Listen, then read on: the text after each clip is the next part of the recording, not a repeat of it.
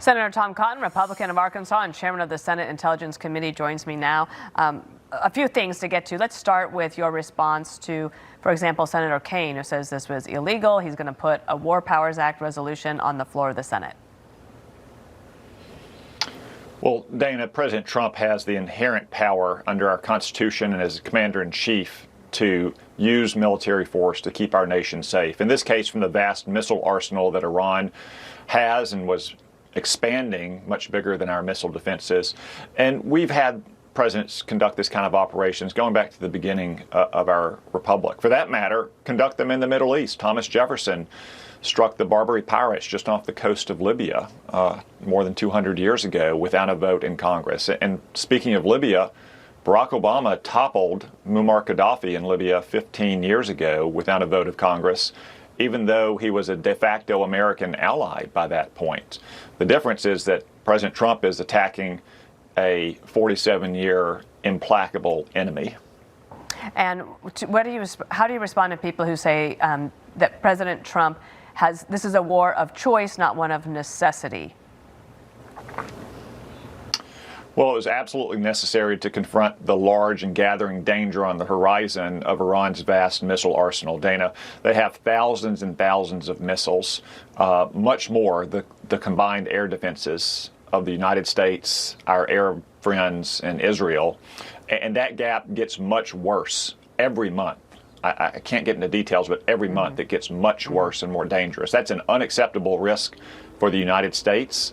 It's an existential threat to our Arab partners and to Israel. President Trump acted decisively before that danger could grow even closer.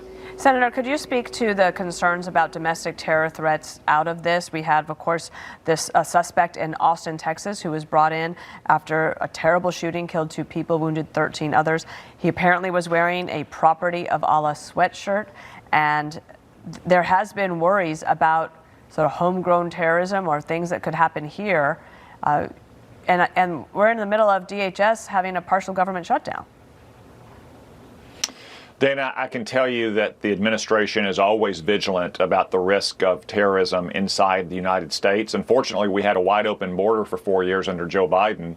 We have no idea who may have gotten into the country during those 4 years. I don't want to comment specifically on what happened in Austin until all the facts are known, but I did speak with Kash Patel yesterday, and I can tell you that the FBI is taking every potential threat around the nation very seriously.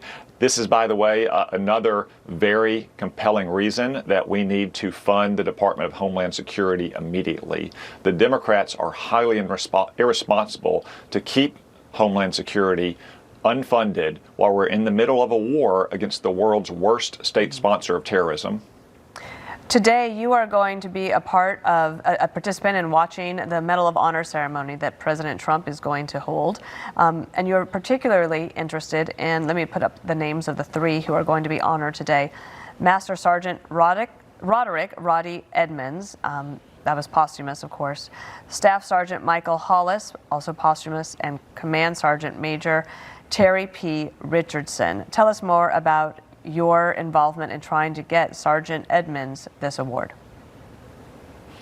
Well, we're seeing brave heroism in the Middle East today, and these 3 soldiers also exemplify it. I've worked particularly closely with the Edmonds family for years to honor Roddy Edmonds. He was the senior man among more than 1,000 American POWs in January of 1945. The Nazi guards told him to produce all of the Jewish soldiers the next morning. He refused to do so. He told every American soldier to fall out. When a Nazi soldier put a pistol to his forehead and told him to identify the Jews, he said, "We're all Jews here.